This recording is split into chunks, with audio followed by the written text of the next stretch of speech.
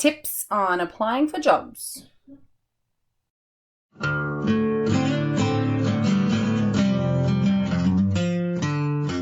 Hi guys, welcome to Talk and Chalk. I'm Beck, and today I'm going to be talking about job applications for teachers, assistant principals, and senior executive levels. Hopefully this will help you as well. I'm going to go through some things like what you should do to get information, how you should format your application, or I should say how I suggest you would do it. Remember, these are just coming from me.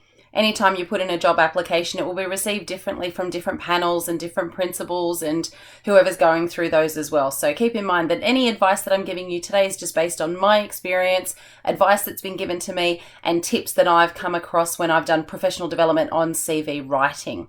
So if you're new, welcome. If this is the first one that you've watched, you'll see that I tend to move my hands a lot and I pick up bits and pieces of paper to just make sure I'm getting a lot of information to you. I want to make sure that I'm not missing anything.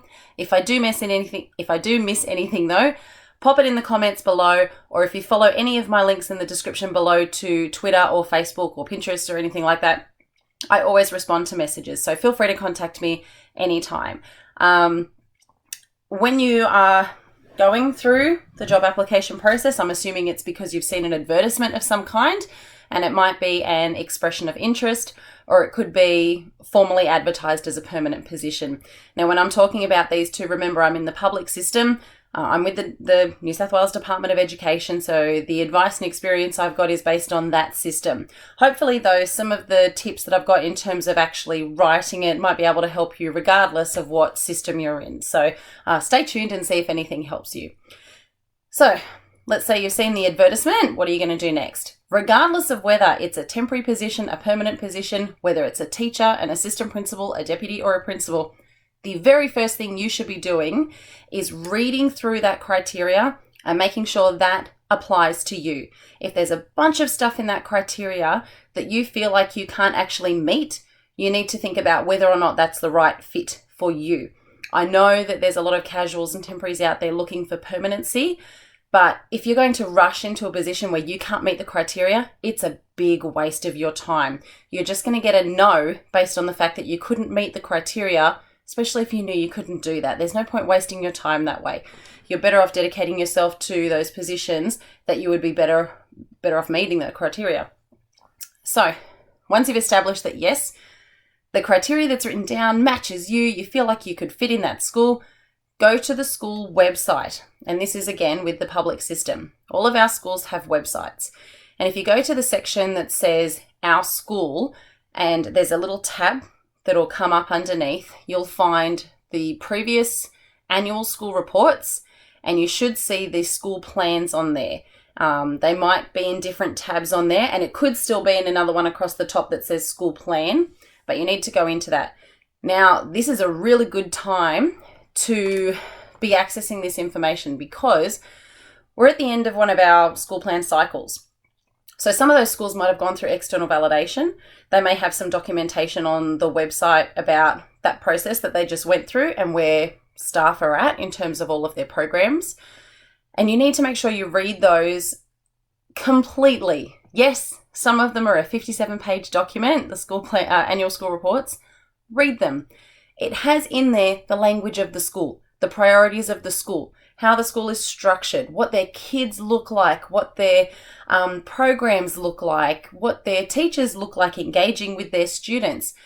Read them and then highlight key things that you know you can connect with, because ultimately a panel that is sitting down to look at an application, whether it's temporary or permanent, they're going to be going, who is already a good fit for our school?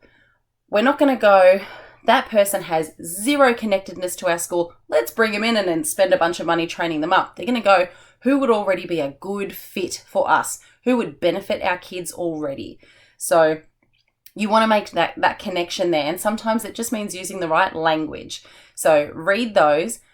In the school plan, you'll see the school strategic direction. So their main focuses that they're working towards and how they're doing that. So as you go through the school plan, you'll see what programs they're putting into place, what professional development they've been having. And if you've already had that professional development, a boss is going to look at that and go, that's money I don't have to spend on training something in something that we're already doing. That's great. I want to make that fit in there.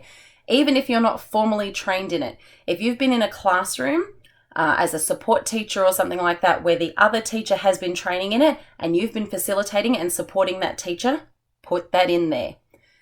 Now, at the moment, this is why it's good. School plans are going into a new cycle. So some staff are already starting to do it. Some executive are already starting to look at it. This is a good opportunity for you to call the school. It has on there the contact officer, which is usually the principal. This is your chance to call up and say, I've just looked through your school plan and your annual school reports, and it looks like you've got a lovely school. I'm very keen to hear if you have been working on your strategic directions. Have they changed much from the previous ones? And this is a good opportunity to find out where their heads are at in terms of the future focus for the school. And that's what you want to appeal to them and go, I'm headed on the same path as you. My professional development is doing the same thing as you. So you can word it that way when you're addressing the criteria. So, and it also gives you a chance to touch base with the principal, because when they sit down and go through that panel, that principal's going to go, I remember this person calling through and just asking where we're headed. It's in their head. They know that you've made contact, you've made a connection. It makes you stand out from the rest. Don't call with a random reason to have a random chat and tell them your life story. Very, very quickly, very succinctly, love your school. I'm keen to apply. Could you just clarify for me what your future focus is? Thank you so much for your time. I look forward to hearing from you. Done. Keep it sweet and simple. Keep it professional. So, moving on from there, you now actually need to start typing away and addressing the criteria. I can't stress this enough. Don't use fancy font. No one gives a crap that you know how to download a fancy font. Don't do it. Make it look professional. Keep it all aligned. Keep it all the same font. You change through and do bold and italics and things like that to make different things stand out, which I'll show you. But please don't go and use some kind of fancy font. Do not use tiny font to fit in as much as possible. No one buys that. No one goes, just because you've shoved a bunch of stuff on that bit of paper and made it tiny to keep the pages short, it's pointless anyway. There's no page limits anymore the way there used to be. You used to have to shrink down a lot to be able to get all that information on there because you were restricted to 6 pages, I think it was, when I first went for an AP job. It's ridiculous. And you had to be really concise to be able to get everything in there. Don't do that. So I'm not going to show you what my cover page looks like, because feedback that I've had from my cover page is that it's quite unique, and it makes me stand out from the rest of the crowd, and I'm not quite ready to give that one away yet. So maybe when I'm a principal down the track, then I'll show that one. But I'll tell you what's on it. So on my first page, on my cover page, obviously it has my name quite large with my contact details, my address, my phone number, and my DET email. Then I have my employment history, and I keep that very short and sweet. The date, the place, and the role. That's it. I don't go into detail about how many different classes I had or, what I did with them or anything like that. Just it. Now, if you're a beginning teacher and you've only had casual positions, put them down. That's fine. If you have only had casual work at one school and you really want to fill that out, put down your practicum experience instead. So like if this is brand new for you, put down prac experience at blah, blah, blah, blah, employment at blah. That's it. We understand all teachers are new at some point or another. It's not going to stop you from getting employed. We want to know that you're actively aware about the experience that you've had. Here it is, and go from there. The other thing that you will need to have now is also your working with children's check number. So I put my number and the expiry date that's on there as well. Bam, first thing ticked off, because if that's not on there, won't even look at you. Then what I put on there is notable professional development and training. So if you're a classroom teacher, all those things that are pertaining to your school. So if you're doing, L3 or 10 or anything like that, and if you're in the middle of something, put it there. Just put it there and say ongoing. If you've attended any conferences, any, what are they called now? Teach meets. If you've done any of those, anything that you've registered on MyPL, anything that's done through NESA, and things that are unregistered as well. If it's notable, put it on there. If you've had someone qualified to come out and deliver professional learning to the entire staff, put it on there. It's all worth it. They're all those things that will make you connect with that school, especially if it's in their school plan or the annual school report. Okay, the other thing I have on there is just additional quality experience. So for me, because I've been teaching for quite a while, that's all those things like choir and dance and sport and, coordinating NAIDOC days and things like that. Now, if you're a beginning teacher or if you're an aspiring teacher, you might be able to go into a little bit of detail on that, but that's probably the stuff that you're going to be putting into the additional criteria. Then I have my referees on there, and you need to have your principal as your first referee, and then you have 2 more referees to follow that. And what happens is when this goes to panel, your first referee is called. The very first question that will be asked is, are you aware this person has submitted an application? If you have not had this conversation with your boss, they will say no. They are not going to sit there and lie for you, because then it's them on the line. You need to go to your principal and make them aware and have that conversation about the fact that you're applying for jobs. And in no circumstances whatsoever should you feel uncomfortable to do that. You should be able to go and say that. And if you can't, that's a whole other video we can do another time. Your other 2 referees, you really want to pick people that can just speak really well about you. Just because they've got a great title, like principal at another school, doesn't mean they're going to talk well about you. They need to know all those things that you're doing. This might mean providing them with a cheat sheet of the different programs or activities that you've organised, or how great the results are in your classroom, because you never know what questions they're going to get. You get the standard ones like, what's good about them and what are their organisational skills like, and tell me about a project that they've done. But they might throw a completely random question out there, and they might need a cheat sheet apart from your application to refer to. So I would recommend picking people that can speak well about you and giving them some tips to have just off the top of their head from your paper. Okay, so I'm just going to flip to another section in here just to give you an idea of the layout. So for your jobs, you'll have, the general selection criteria, and then when you get to higher levels, that specific selection criteria will really relate to leadership. So it doesn't matter though what level you're applying for. In terms of formatting your document, you want to make your application stand out from the crowd, because believe me, I've been on panels where you will end up with this many people applying for one job. First thing you need to do is make sure yours stands out. And if yours looks like it's tiny writing, it's all squished up together, and there's no margins or anything on the end, I'm just going to look at it in a blur, because we read these after school when we're tired, we've had a long day, it's the only chance we've got to read them before we come to panel. Make it easy to read. Make it easy for them to picture that information, to see that information and pick out the bits and pieces they need that go, I like that person. So this is what a page of mine looks like. So I've got the criteria across the top here. And then the next thing I write here is a bit of a philosophy statement that goes along with this criteria. And then these are my dot points that I believe address this criteria. And then down the bottom, I have a final statement. In this final statement, it says something along the lines of, at your school, I will, blah, blah, blah, blah, blah. I tell them what I will do, because I want to put it into their heads. I want them to picture me at their school. I want them to go, right, if she comes to this school, what is she going to do? Because this is what she's done in the past. We don't care. That's nice, lovely results, wonderful, but what's she going to do for us? So in this here, I state, at your school, I am going to blah. And it obviously depends on the criteria what you're going to say. So in this philosophy statement, the criteria is about driving innovation and things like future-based learning. So my philosophy statement talks about embracing 21st century methodologies and varying for student needs and creating the future innovators of society. And then I say, as a leader, I have. Then I put a colon. So if you're a classroom teacher, as a classroom teacher, I have. As a quality teacher, I have. And then I've got my dot points. So in the dot point itself, in one dot point, my first sentence is a statement about what I did. So here's one that you guys all know. I created a YouTube channel to enhance understanding and extend learning beyond the classroom. That's something I did. Short, it's just the first line, that's it. And you can see it's bold. So I make it stand out.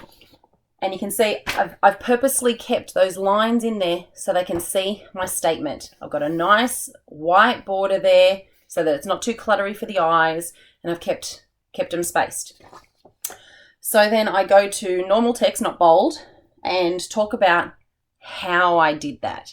So the first thing is what I did. The next section is how I did that. And then what I do is I suddenly turn it into italics here, and I write as a result. So as a result, what happened because I created a YouTube channel? What were the results of that? And you need to think in 3 layers. What happened for the students? What happened for the staff? And what happened for the parents and community? What was the layered effect there? Because it's nice if it's great for the students. Did it do anything for the staff? Did it just impact my class, or did it impact classrooms next door? Did it impact the community? If you can answer on those 3 layers, you don't have to all the time. I try and address the 3 layers across all of that criteria. So one might talk about students, one might talk about staff, one might talk about school. You need to think, so what? That was the best advice I ever got from my mentor. He said, when you address the criteria, write your statement, write what you did, and then ask yourself, so what? So what that you created a YouTube channel? What's the big deal? What impact did it create? So even if you're a brand new teacher, guys, you are creating an impact. Think about what it did. Think about those levels. This is a long process. You might need to sit down, mind map, write a bunch of notes, scribble to yourself and rewrite it. Because once you figure out how to express yourself on paper, it's just a matter of editing and changing to meet criteria. So once I've done that, I then go back and I underline. You can see I've underlined some things, those keywords. And those are the keywords I want to make them connect me to their school. So I try and make it, connect to their school plan, connect to their annual school report, connect to their school newsletters. Look at all of the school newsletters on their website. Most schools print them now on their website. If you read all of those, you'll get a really good feeling for what it's like on a day-to-day basis in that school. You'll be able to tell if parents aren't dropping off their kids on time because it'll be in the newsletter.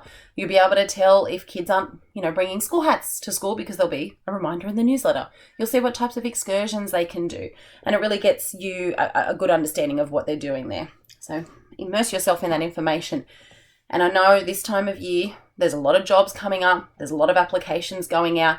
It's a lot of reading. It's a lot of time. But you know what? Got to be in it to win it. It's the only way to get it. Okay, so when you're writing all of this, obviously, you want to try and make sure you're not repeating yourself. So let's say you organised NAIDOC Day activities. You're not going to say, I organised NAIDOC Day activities, I organised NAIDOC Day activities, I organised NAIDOC Day activities. You're going to write something along the lines of, in one section, I coordinated the funding and resources that went with developing multi-rotational activities for students in the school and coordinated blah, blah, blah, blah, blah. So you're talking about coordinating money and resources in that one. But you could use that as well in another area when you're talking about collaborating with teachers. So what kind of collaboration went on while you were doing that?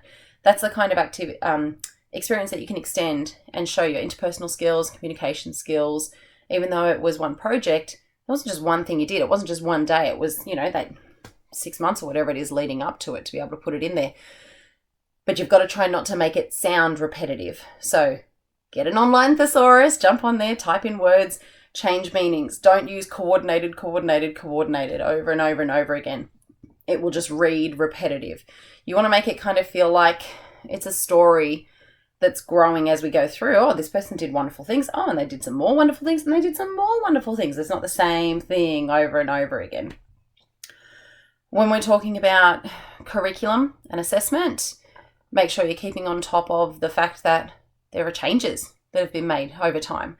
So even if you haven't had training in it or anything like that, talk about the fact that you've participated in collaboration or worked with instructional leaders or team teaching and being shoulder to shoulder in classrooms with people. Make sure you're putting all of that in there as well. So I'm just trying to look back at what I've got to see if there's anything that I've missed.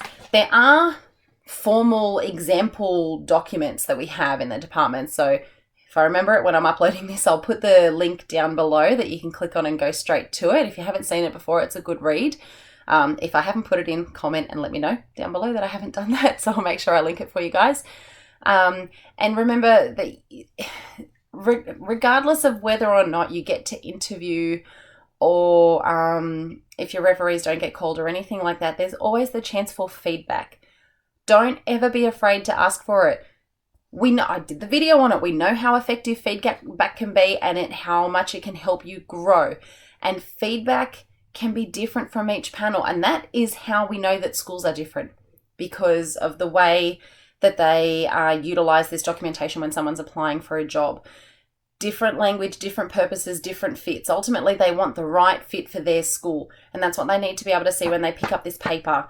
If you know you ran something, you led it, you organized it, you taught other people how to do it, put it on the paper. Don't be afraid, because I felt like a so-and-so doing it for the first time. I felt like I was up myself.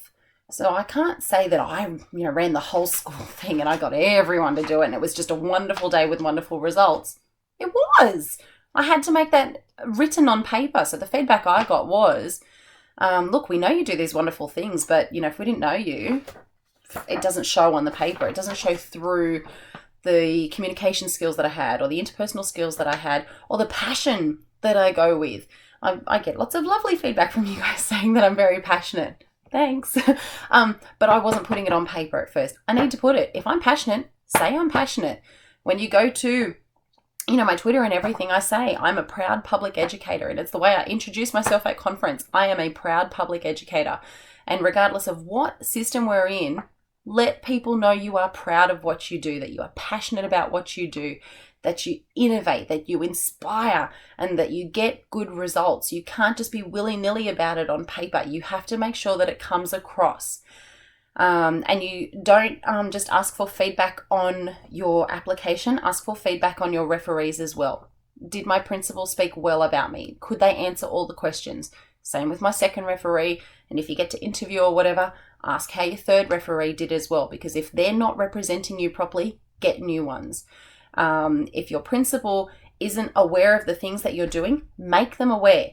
Go into their room in the afternoon with some photos and go, look what little Johnny did today. Make them aware of what you're doing. Give them a cheat sheet of the things that you're doing. Because you got to remember, guys, the principals aren't everywhere. They're insanely overworked at the moment, especially you're in a school where you don't have a deputy principal. They have a lot to do. There's a lot of red tape. They can't know every little thing that's going on in every classroom, in every nook and cranny, in every corner. That's why we have different levels. That's why we have assistant principals. That's why we have aspiring leaders, because it just can't all be done by one person. So, if you've got a boss that you get along with or not, but give them the benefit of the doubt. Give them the cheat sheet, because they will appreciate you giving it to them and just giving them some points that they could talk about if they need it. Most of our principals know how to do this, though. They know how to talk straight off. They're referees all the time for different people. So generally they're pretty good at it. Okay. I'm trying to think of anything else that I haven't touched on. I know another one, actually, because this came up recently.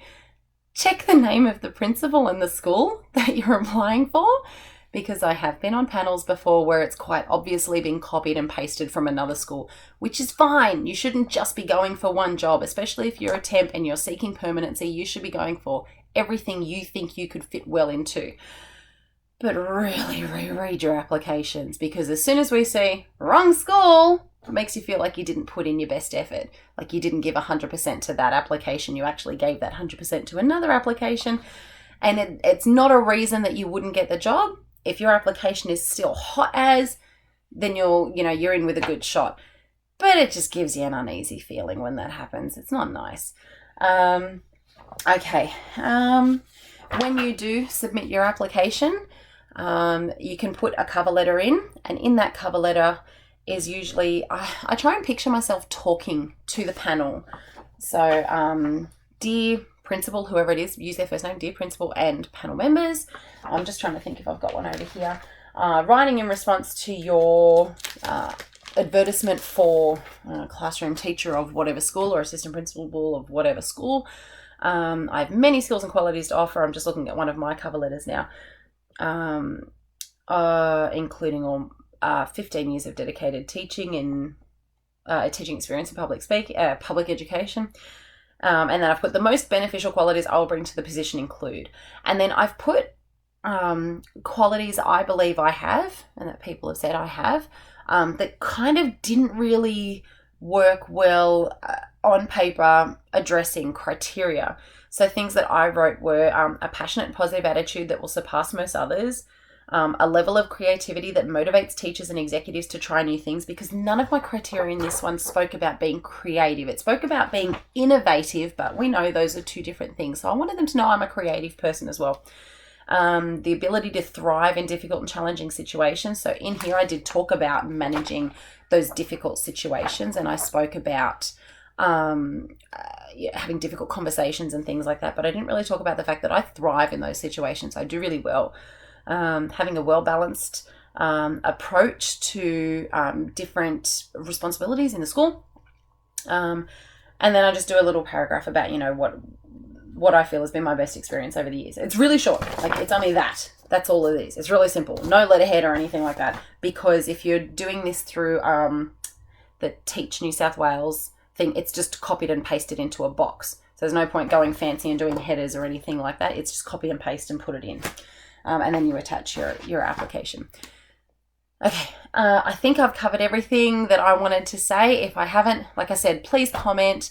All my links are below if you drop down the description box. If you're watching this in Twitter or Facebook, you might need to open this up into YouTube to be able to access those. But if not, I'm going to put my link down the bottom here. You can hover over that to click subscribe. And if you're new to the channel and haven't seen one of my other videos, I'll put one of my other videos up the top there for you to look at. And a lot of people asked about me doing report writing, so I'll make that my next video middle of the week, and hopefully that will be beneficial to you. If you liked this one, give me a thumbs up, and I'll see you in the next one. Thanks, guys. Bye.